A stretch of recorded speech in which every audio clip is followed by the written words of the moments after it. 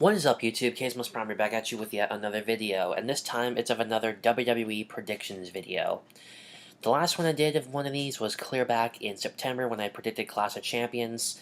I didn't do No Mercy and Hell in a Cell because I really didn't have the energy to film those predictions, and I didn't think they were really worth reporting. But Survivor Series is a big pay-per-view, so I feel like reporting Survivor Series, which is the subject of this video.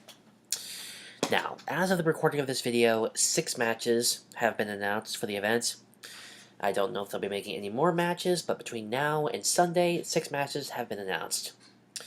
Also, for the first time in Survivor Series history, the event will be 4 hours in length, a time limit usually reserved for WrestleMania and a couple of times for SummerSlam. But this is the first time that Survivor Series will be a 4-hour event, which I don't know how they're going to make it, how they're going to fit 6 matches into a 4-hour time slot. They're going to have to add a couple other filler matches or something because that seems kind of short. Or like a 3-hour type event type thing, but I digress. Anyway, let's get started. Let's start off with The Miz versus Sami Zayn for the Intercontinental Championship. And if Sami Zayn wins the Intercontinental Championship, then the title is brought to Raw. This one, honestly, for me, is a no-brainer. I don't like The Miz. I don't think I have ever liked The Miz in my 5 years of liking WWE. I mean, Survivor Series was one of my first pay-per-views, and I don't remember, and I remember The Miz doing something at Survivor Series all the way back. Oh yeah, he was in the main event with R-Truth against John Cena and The Rock at my first Survivor Series 5 years ago. But 5 years I've watched WWE, not once have I ever cared for The Miz. I just don't care for him. Sami Zayn, I think... I'm going to say Sami Zayn just because I like him a lot more. But I don't think that he's going to take this match. I'm pretty sure that Miz is going to retain. Because if I know Vince well enough, they want this title reign to drag out. Because all of the Miz's title runs as Intercontinental Championship have dragged out. So there's no doubt that this one will be of no exception. I don't want The Miz to be Intercontinental Champion, but I feel like it's going to happen anyway. I'm also pissed off that Dolph Ziggler lost it. I thought Dolph Ziggler was great as Intercontinental Championship, and that career match at No Mercy, I heard was a good match. So, even though I want to say Sami Zayn, I'm pretty sure it's going to end up being The Miz. The next one, Brian Kendrick versus Kalisto for the Cruiserweight Championship. And if Kalisto wins the championship, then the entire Cruiserweight division moves to Smackdown. I'll be honest with you, Raw is really on thin air. You know, they are really... Raw is becoming really... What's the word I'm looking for? Subpar is the word I'm going to use, you know. It doesn't have the stamina that it used to have. It's just not that fun of a show anymore because we kind of see the same stuff over and over again. You know, nothing changes. And the Cruiserweight division is probably one of the few things that Raw has, you know, to hang on to that's actually, you know, good. And people look forward to the Cruiserweight division on being on Raw, so... SmackDown's also kind of the same way. They're kind of on thin ice, but they're doing better than Raw. So, I mean, that'll only give more credit to SmackDown than Raw. I mean, really, it doesn't matter where the Cruiserweights go. You know, someone's going to get that one bit of a better edge. Now, personally, of the Cruiserweights, only one of them I actually care about is T.J. Perkins, and... shoot, I forget his name. The guy that wore the mask. The one that, like, where you saw his eyes but you couldn't see his mouth. I think his name was Grand Metalik or something like that, whatever his name was. The only 2 Cruiserweights I actually care about, I was pissed when T.J. Perkins lost the championship. So, I'm pretty sure that Brian Kendrick is going to retain because they built up the Cruiserweights being on Raw. I don't think they're ready to release them over to SmackDown just yet.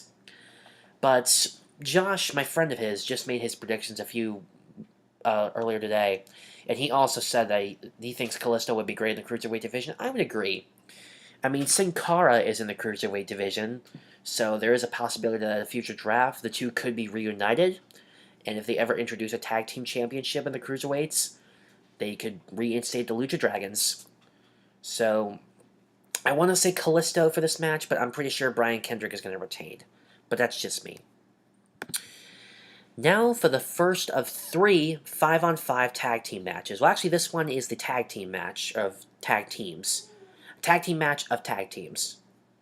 It is Team Raw, which is The New Day, Sheamus and Cesaro, Luke Gallows and Carl Anderson, Enzo Amore and Cass, and the Shining Stars, versus Heath Slater and Rhino, the Hype Brothers, American Alpha, the Usos, and Breezango.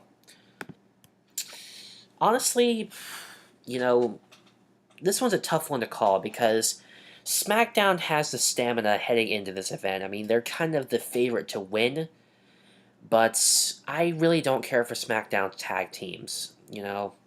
I just don't care for them. I mean,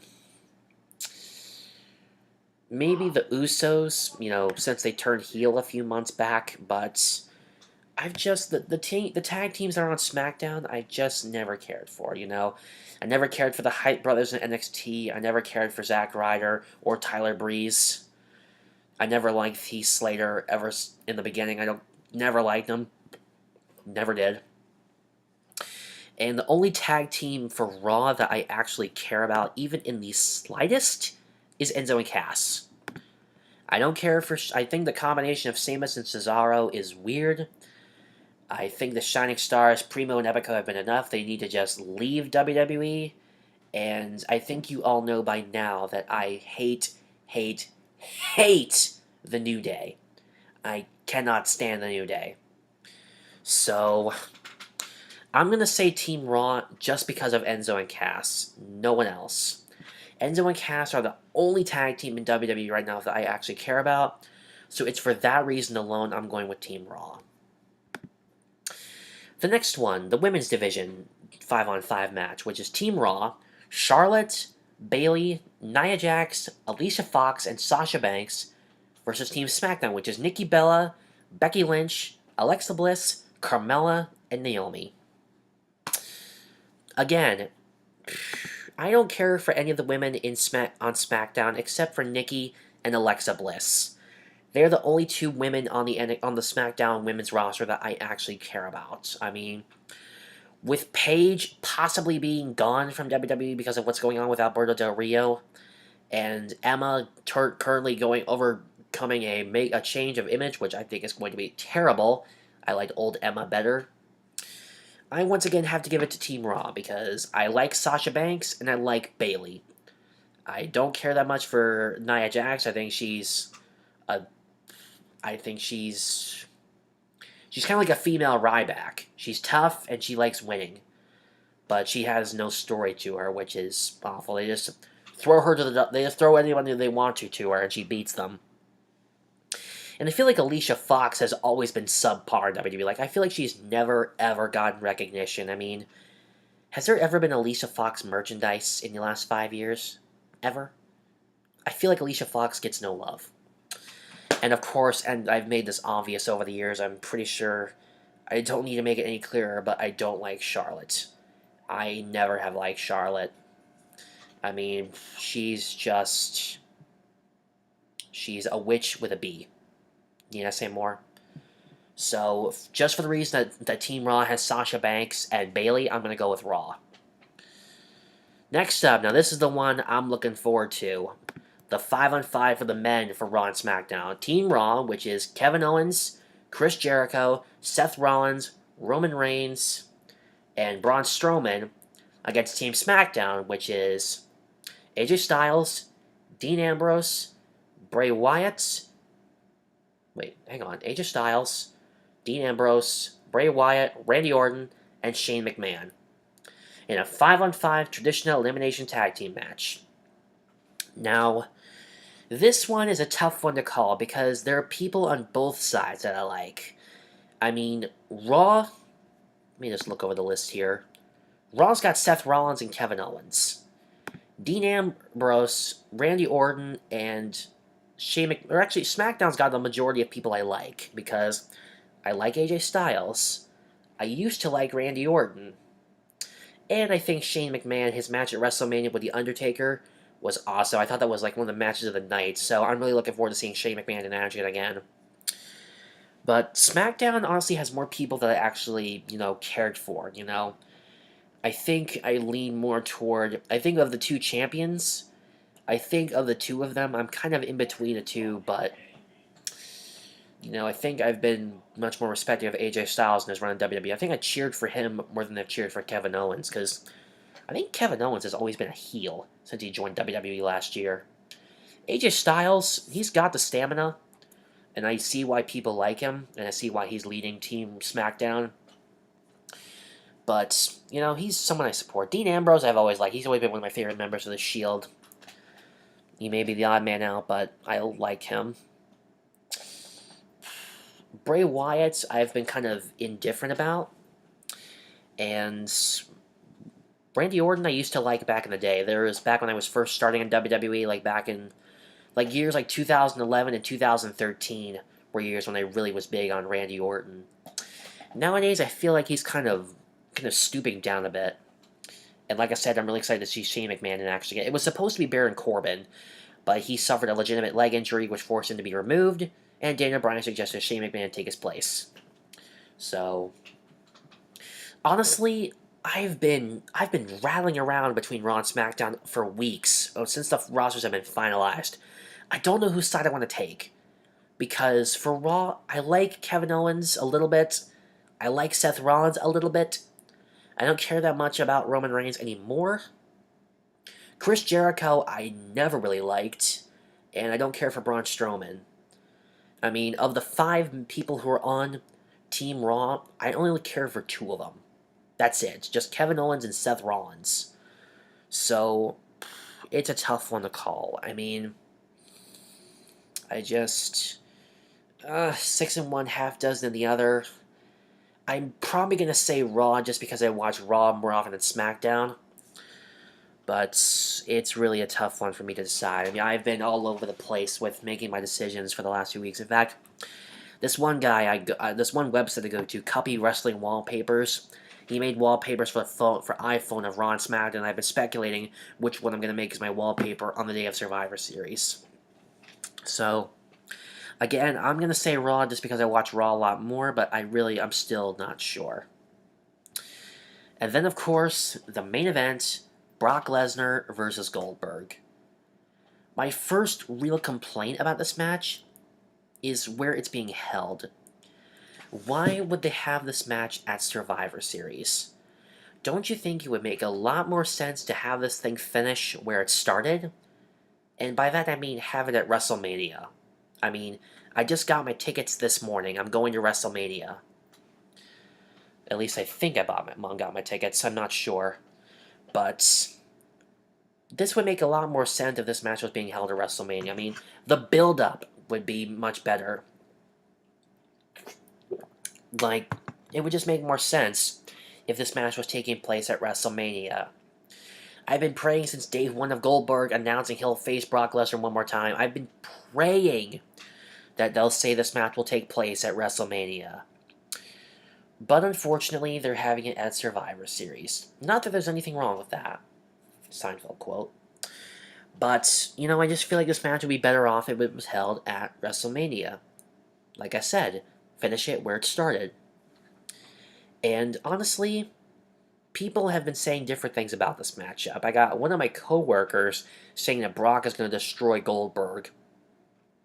Well, you know, I'm a little concerned about Goldberg because the guy hasn't fought in years. There's no telling the kind of ring rust that guy's probably got on him. I mean, yeah, he delivered a spear to Rusev, but that's just one. And Rusev is not that tough of a guy. I mean, Brock Lesnar, you're talking about a former WWE World Heavyweight Champion and a former UFC fighter. Brock Lesnar has legitimately fought. He's gone through rear naked chokes, he's gone into legitimate submission holds, he's gone into legitimate fist fights. Where all this is just theatrical stuff. That's the only type of thing that Goldberg's been fighting. So he doesn't know what kind of crap he's getting into. But at the same time, Brock has won a ton of matches. I mean, he won at SummerSlam by technical knockout. That is it. That's the only reason why he won, was technical knockout. But I'll be honest with you, the Brock has been winning a lot, so I think now this is when they're going to build him up to lose. I mean, think about it. Every time that Brock Lesnar's lost, it's been after a big build-up and a lot of wins. I mean, the last time we saw him lose, like in a match, was all the way back at last year's WrestleMania when he lost that triple threat match between yeah, this is where my tongue stops working, between himself, Roman, and Seth. He lost to Undertaker by a technicality and slaughtered him 2 months later at Hell in a Cell. So, it's been a while since Brock's lost. I think this is when he's going to lose again.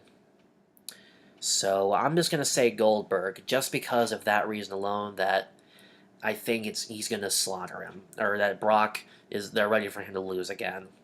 And they'll just build him up for another win at WrestleMania. That was actually pretty difficult to call these matches. So, that's my predictions. That's who I say is going to win, who's going to lose. What do you guys think?